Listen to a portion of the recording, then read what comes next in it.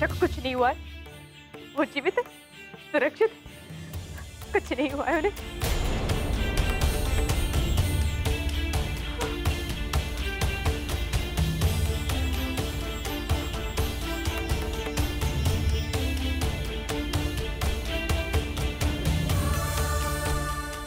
जोधा बेटा, हम जानते हैं कि तुम्हें सदमा पहुंचा है, लेकिन हकीकत को कबूल करने के सिवा कोई रास्ता नहीं है।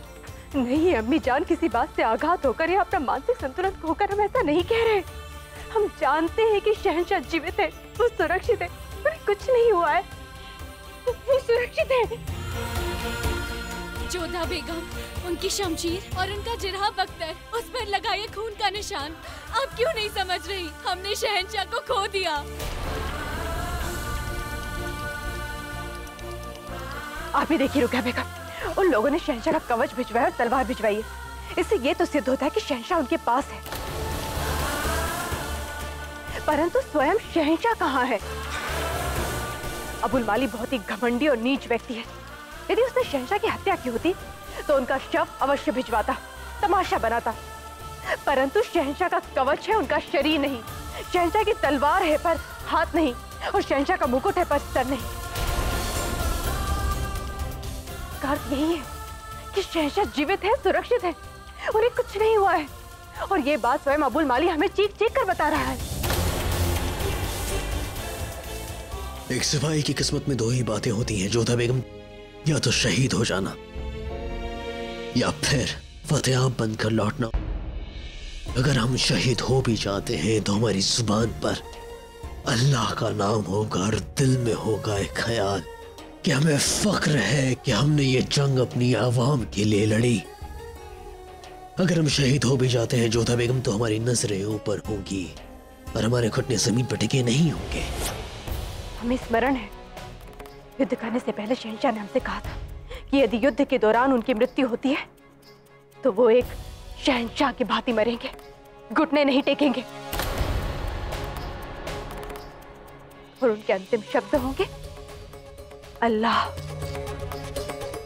अपने आप से पूछिए अम्मी जान, क्या आपका पुत्र इतना निर्बल हो सकता है कि किसी के सामने घुटने टेक दे? और रुकैया बेगम, आप बताइए, आपके बचपन का दोस्त क्या इतना कायर हो सकता है कि अपनी जीवन की रक्षा के लिए किसी के सामने घुटने टेक दे, किसी से भीख मांगे? नहीं ना। इसलिए तो हम कह रहे हैं कि शहंशाह जीवित है, सुरक्षित है, उन्हें कुछ भी नहीं हुआ है, कुछ नहीं। हम मानते हैं जोधा बेगम कि ये यकीन करना थोड़ा मुश्किल है, मगर जंग में ऐसा होता है जोधा बेगम। युद्ध में चाहे जो नहीं पता, हम बस इतना जानते, हमारे पति एक कायर की मृत्यु नहीं मर सकते हैं।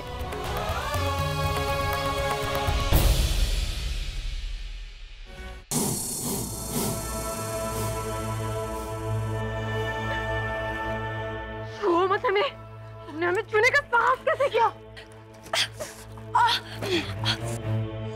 खुशामदी।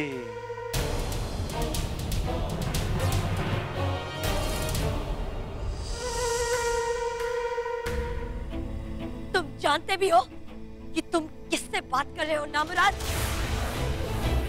हम रुकैया बेगम हैं, शहंशाह की सबसे खास बेगम, और अगर तुमने हमारे साथ कुछ भी करने की हिमाकत की ना तो शहंशाह खुद तुम्हारा सर कलम कर देंगे।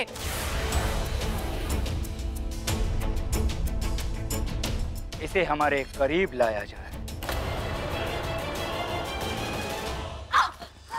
बहुत गुरूर है, इसका गुरूर तो जलाल की सल्तनत से भी बड़ा है। जब उसकी सल्तनत तोड़ दी तो इसका गुरूर भी तोड़ देंगे हम, उसे इसकी सही जगह दिखाकर।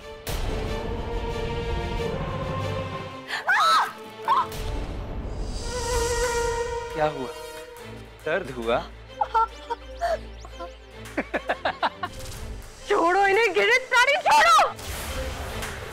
अबुल माली साहब, हम सब रिश्तेदार हैं, आप इस तरह हमारी बेइज्जती नहीं कर सकते हैं। रिश्तेदार? ये देखो, जब जलाल अपनी बादशाहियत का लुत्फ उठा रहा था तब उसने रिश्तेदारों के बारे में नहीं सोचा, तो आज हम क्यों सोचें? आज हमारा दिन है। जलाल की बेगमों को माकूल सजा देंगे। आज हमें वो सब मिल गया है जो हमें चाहिए था। जलाल की सल्तनत भी और जलाल का हरम भी।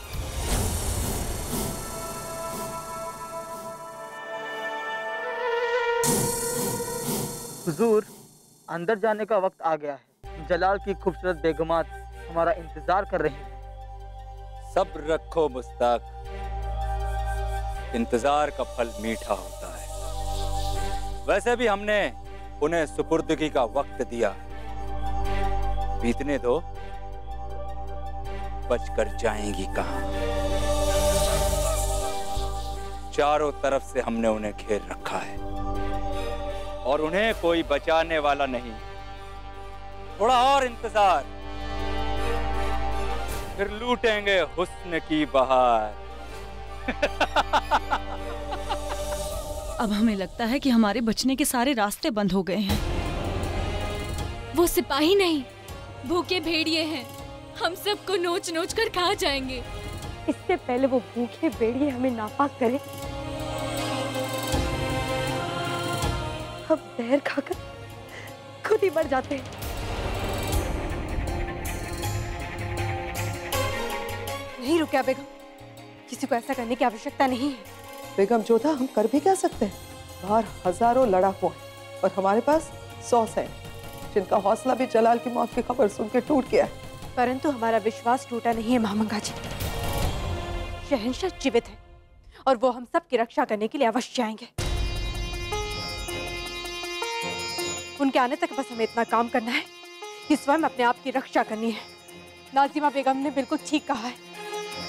बाहर सिपाही नहीं, भेड़िए हैं, परंतु भेड़िए सिंह के सामने कहाँ टिक पाते हैं।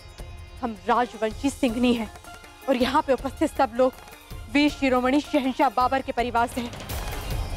हम सब के शौर्य के सामने वो लोग टिक नहीं पाएंगे।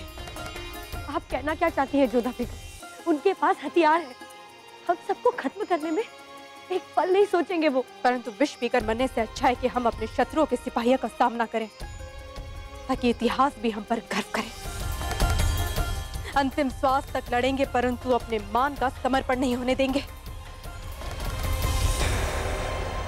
हमारे यहाँ पर मान्यता है, नारी अन्नपूर्णा है, परंतु उसके अंदर एक दुर्गा भी है।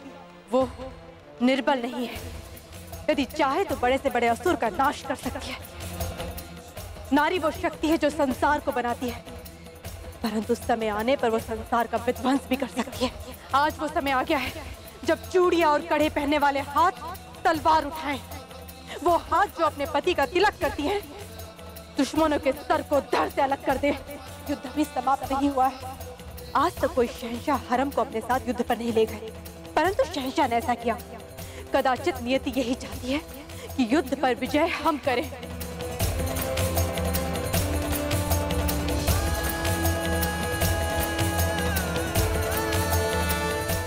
तकरीर देना आसान है, पर शमशीर उठाना बहुत मुश्किल। अगर हमारी किस्मत में जहर पीकर मरना लिखा है तो यही सही। नहीं, हम हार नहीं मानेंगे, घुटने नहीं टेकेंगे हम।